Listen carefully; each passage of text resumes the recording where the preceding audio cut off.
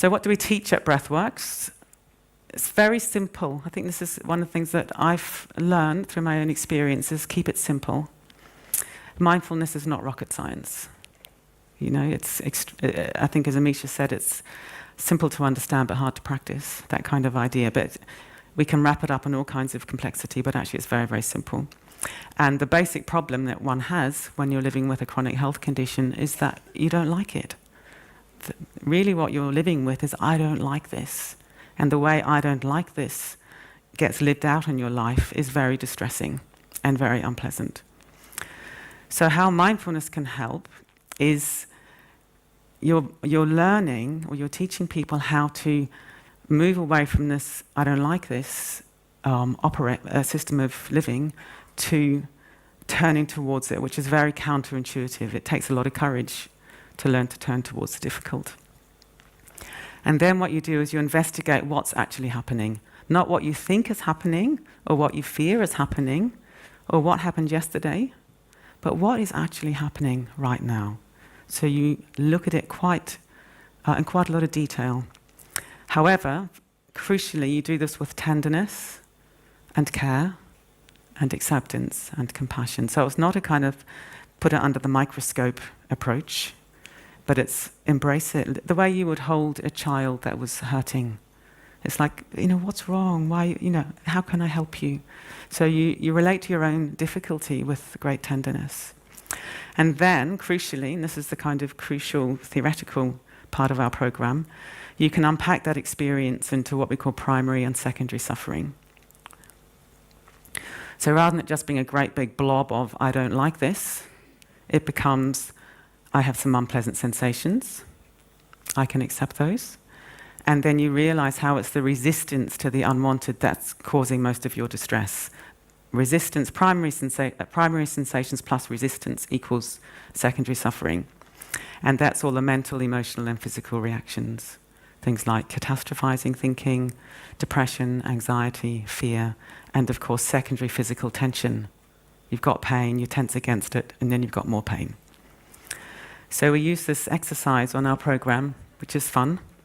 So that person on your left has got a blue cushion on her lap, which represents the unpleasant sensations in her back, say. She's someone with back pain, let's say for argument's sake. And then we get other people in the group to pile all these other cushions on, which are all the secondary reactions. I can't go to work anymore, nobody likes me anymore, maybe I'm going to end up in a wheelchair, I can't walk the dog anymore. And you end up just burdened by all these cushions, all the secondary suffering. It's very good exercise. You can steal it if you want. Very, very useful. Because it's very felt. That person there, she's burdened, isn't she? She can't see out anymore, and she's weighed down by all these secondary suffering. And she can let go of all the red cushions. They're all optional. The blue cushion isn't optional. So mindfulness helps one accept the blue cushion, the primary suffering, to soften or dissolve resistance. That's a kind of crucial training. And then to reduce or even overcome the secondary suffering. So one can have pain and have an excellent quality of life. That's the thing that we're showing people. Very quickly, the methods. We teach 3 different formal meditation practices: a body scan, mindfulness of breathing, and kindly awareness, which is based on a Buddhist practice called the development of loving kindness. So that gets an equal weight with mindfulness. If we were to research that, I'm not quite sure how we'd work out which one was effective, but it seems to work, so that's the main thing. We teach mindfulness in daily life in a very systematic and detailed way, because that's very, very important for people who are living with chronic health conditions.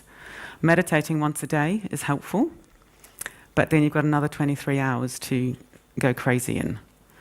So we really unpack it in a very specific way. For example, I use a timer when I'm working, and every 20 minutes I stand up. And that's changed my life more than meditating. Yeah, because that's really changed my behavior.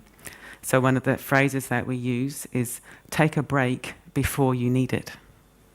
That's a take-home little phrase you can have. Take a break before you need it. I think intuitively as human beings we push the envelope And we keep going until we're desperate, and then we crash. And we have this kind of pushing and crashing cycle. So take a break before you need it. We teach mindful movement. I'm going to teach a little one in a moment.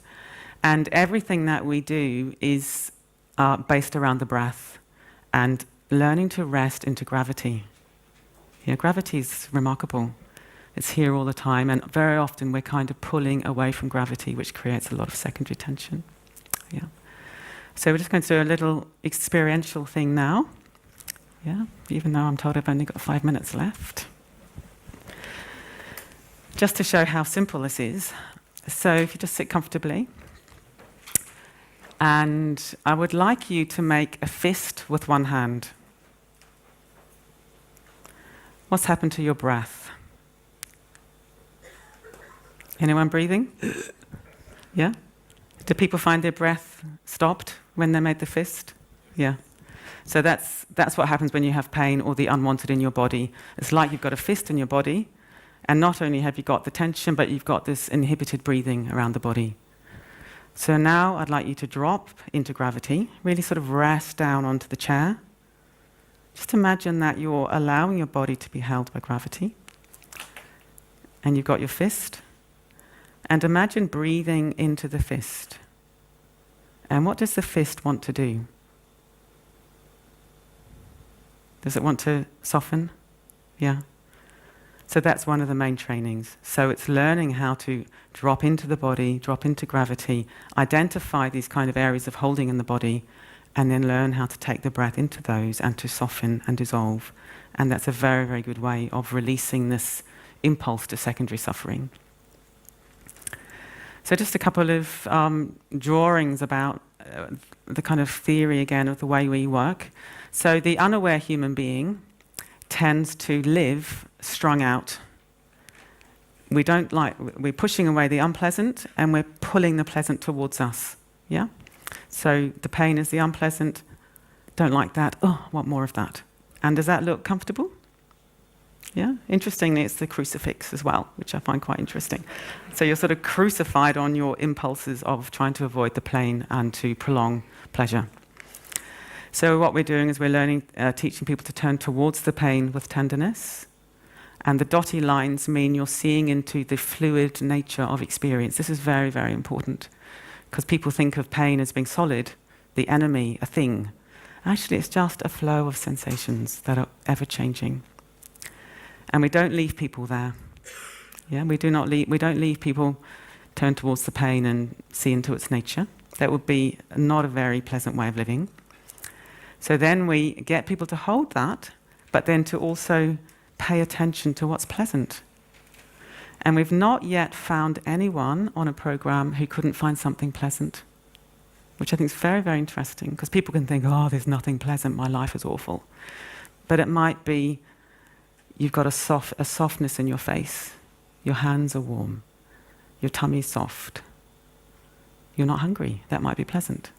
In hospital, it might be that the sheets on the bed are clean. That can be extraordinarily pleasant when you're in a lot of suffering.